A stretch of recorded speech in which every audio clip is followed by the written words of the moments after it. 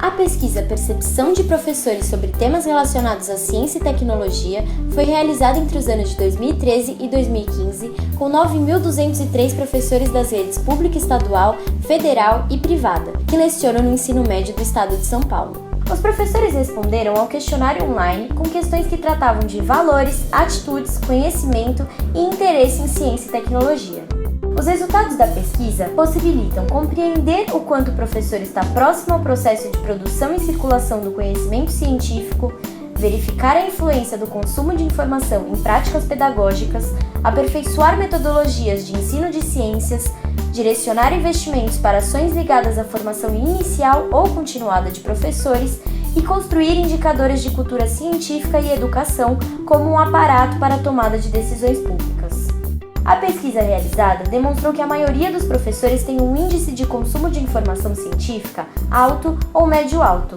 Os resultados também constataram que os professores possuem um otimismo reservado frente à CIT, já que a maioria dos entrevistados afirmou que o desenvolvimento da ciência e da tecnologia tem mais benefícios do que riscos para a sociedade. Grande parte dos professores se considera bem ou muito bem informado sobre CIT, e o meio de comunicação mais utilizado pelos professores para obter informação é a internet. Embora 56% dos professores tenham uma visão positiva sobre a qualidade das matérias de ciência na mídia, apenas 30% utilizam sempre textos jornalísticos em suas aulas. Eu uso sim regularmente periódicos, acessos a sites de pesquisa científica, a jornais. E por que eu faço isso? Porque os alunos têm que conhecer como anda a produção acadêmica, como anda a produção científica no país e no mundo. É um parâmetro que a gente tem que oferecer como ensino formal tradicional para que os alunos saibam o que é ser pesquisador e o que o pesquisador faz. A minha frequência para o uso de periódicos específicos de pesquisa científica, divulgação científica, eu acredito que a cada 15 dias eu utilizo algum meio, algum veículo de divulgação científica. E apesar de grande parte dos docentes se considerar bem ou muito bem informada sobre CIT, um percentual bastante significativo não se lembra do nome de qualquer cientista ou de instituição de pesquisa. É também significativo o número de pessoas que sabem instituições de pesquisa, né? Então, desse lado também tem um dado positivo aí na história, tá? Mas o que chama a atenção é sempre o dado da ausência, né? A ausência do conhecimento, a ausência do domínio. Quanto a cientistas brasileiros, é muito raro você encontrar um trabalho dedicado a expor quem eram os cientistas brasileiros, né? Então, às vezes na área de saúde, de biologia, aparece citação do Vital Brasil, por exemplo, né? Mas é raro você ter uma discussão sobre quem é Lattes, mesmo no ensino superior, né? Não existe uma história muito consolidada dentro das atividades de ensino dedicadas ao Brasil e aos institutos de pesquisa no Brasil. E se os cientistas aparecem individualmente como se eles não tivessem vinculados a nenhuma instituição. A origem disso é muito complexa, possivelmente, mas talvez tenha a ver com a tradição do ensino e talvez tenha a ver com a tradição da formação de professores. Então, ambas as coisas acho que influenciam os resultados da pesquisa.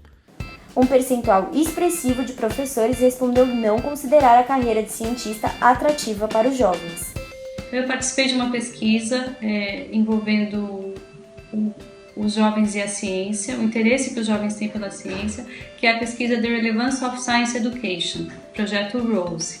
Então ele foi aplicado aqui no Brasil em âmbito nacional. Então o questionário foi respondido por 2.365 jovens matriculados no ensino médio e de fato os resultados indicaram que esses jovens têm um pouco interesse pela carreira científica. Então a carreira científica de fato não atrai tanto os jovens brasileiros. Porém, esses jovens indicaram ter um grande interesse pela ciência escolar. Então eles consideram a ciência escolar interessante, apesar de não ser a disciplina que eles têm preferência, e indicam diversas questões envolvendo a utilidade da ciência. Então, por exemplo, que as ciências aumentaram o gosto deles pela natureza, que pode indicar perspectivas para o futuro, para uma carreira, interesse pelo próprio corpo, entender o próprio corpo, acha a ciência interessante porque os ajuda a compreender a sua vida cotidiana. Então a gente vê que a ciência escolar, eles têm interesse. Então o ensino de ciências deve contemplar esse interesse.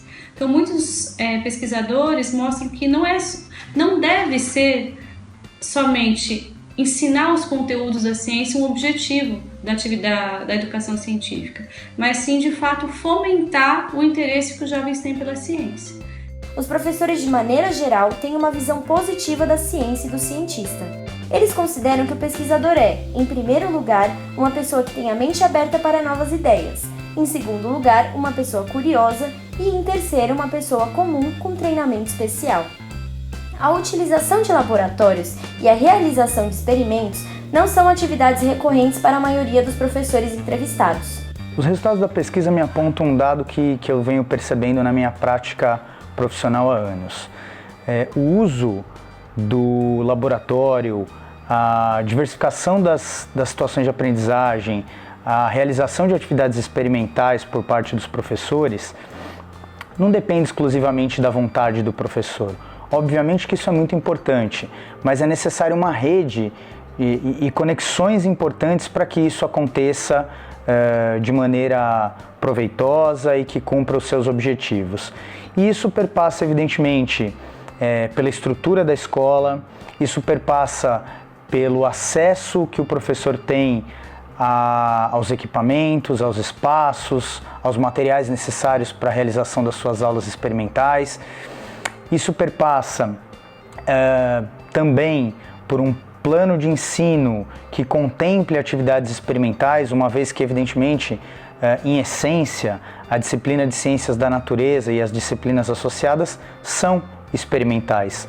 O conhecimento em assuntos relativos a C&T para o próprio exercício profissional é muito valorizado pelos professores, que também defendem de forma maciça a participação cidadã nas decisões sobre problemas sociais relacionados à ciência e tecnologia. Não é contraditório os professores, como pessoas produtoras de conhecimento e comunicadoras de conhecimento, julguem ao mesmo tempo que o conhecimento é relevante, sim, mas por outro lado, quando consultado se a participação depende de um critério de quantidade de conhecimento, se as pessoas têm conhecimento, se a participação é influenciada, esse é o critério mais importante nessa consulta. Eu convirjo, então, nesse sentido, com a interpretação feita pela própria equipe, de que o conhecimento pode ser relevante, mas que ele não é o único critério que deve ser tomado em consideração numa decisão política. A população deve ser consultada indiferentemente do tipo de conhecimento ou da profundidade do conhecimento que ela tenha. Porque se é uma decisão que implica a vida dela principalmente, isso é uma questão de democracia e de ouvir as pessoas sobre a opinião que elas tenham, sejam elas no nível de conhecimento conceitual ou formal que elas possam ter. Para saber mais sobre esta pesquisa, acesse ppctspro.wordpress.com.